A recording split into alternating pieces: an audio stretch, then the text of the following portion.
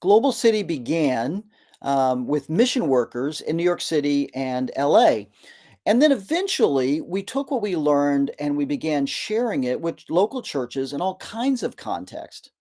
Now, of course, I've definitely encountered churches or people in churches who feel like, hey, we're in a Bible Belt kind of region, maybe in the South, the deep South or the Midwest, or maybe they're in a really small city and they feel like, hey, everyone here already goes to church, and that's kind of the impression they have.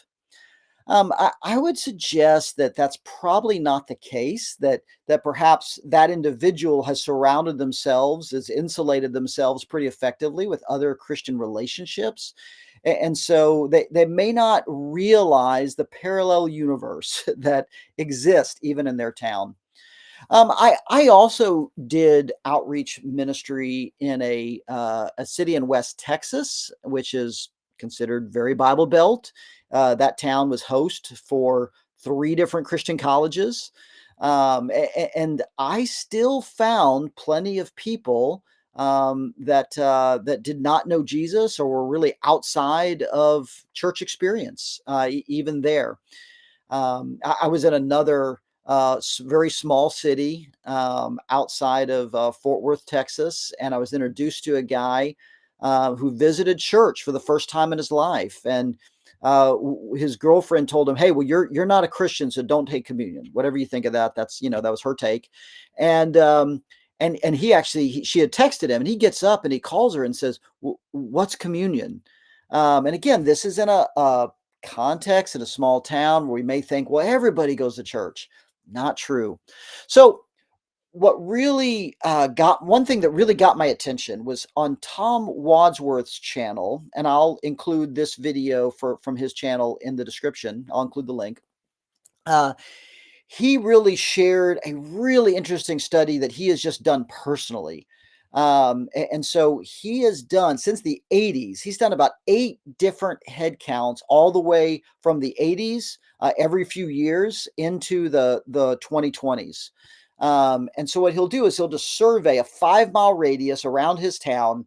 He surveyed churches within that circle and just got their head count of how many people are in church.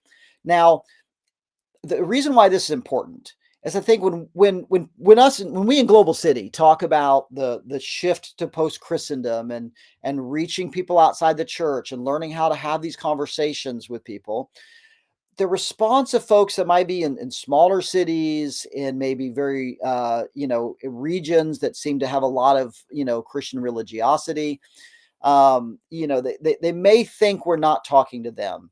But check this out. When Tom did this head count over basically about a 40-year period now, about in 8 different intervals over the years, what he found was in a town of about 15,000 people, and doing a 5 mile radius around there, it's probably closer to 20,000.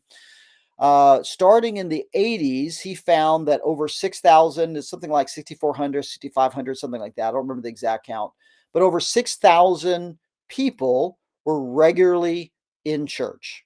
Um, but then over the years, he's seen that number go down, down, down as he's done these different head count surveys. Again, these are not phone surveys asking people what they do. There's something called the halo effect. When you have Barna, Gallup, all these different surveys that call people and ask them about their church attendance, people tend to give a more favorable response than probably what's real. I've experienced that talking with people as well, where people say, "Oh, I'm a member here, a church, such and such a church, they haven't been there in a year," and so, and I've definitely had that experience as well talking with people. And so, and again, in surveying, it's called the halo effect, where people tend to give a more positive answer. And so when you're looking at phone surveying, it's probably always going to be a lower number than what that those surveys are turning out. So what Tom did was he did a head count, asking church leaders, getting real attendance numbers, again over about a 40-year period and across 8 different surveys. And what he found was is in early on when he first did this, it was over 6,000 people were normally in church on a given Sunday. And 40 years later, that number is just over 2,000. I believe it was around 2,200, 2,400, something like that. It's just over 2,000. Okay. That's a significant drop over the last 40 years. And we may think, well, that's just happening in the big liberal cities. This is largely a farming community. It's in the Midwest. It's very culturally, politically, and religiously conservative. And this is what we're seeing there. And so this is not just a phenomenon taking place in the big cities. Now, do we need to strategically give attention to really big, dynamic global cities? Here at Global City, we believe that we should. That's really important, to mission strategy and mission priority. However, if you're a church in a smaller city, maybe in a rural region in the United States, maybe it feels fairly conservative, socially and otherwise. Um, Based on the case study of Tom City in the Midwest and all the other research that we're seeing, we would suggest that it's really, really important that even in those contexts, that we help try to move our church members out of kind of the insular, kind of just interacting with other Christians and out of that mode, and really begin to see the need to live out building evangelistic friendships and starting spiritual conversations where they are as well, and maybe kind of getting out of their box a little bit to start seeing kind of the what I would call the parallel universe of people of non-churchgoers that are also right there in their town or in their region. And again, there's a couple of resources that we're regularly pointing out to people.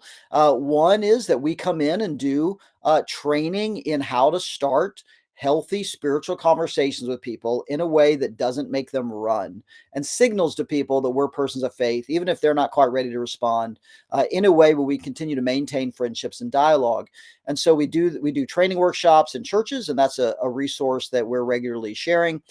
We've also taken a lot of the training content that we offer for churches in Global City, and we put that into book form. And you can also find the Amazon link there as well. So that's a couple of resources that we just want to share because we feel like this is a very important priority for the church in the U.S. But it's also we're also living in a time where things are changing and state changing quickly, and so we want to equip the body to be on mission in our changing world.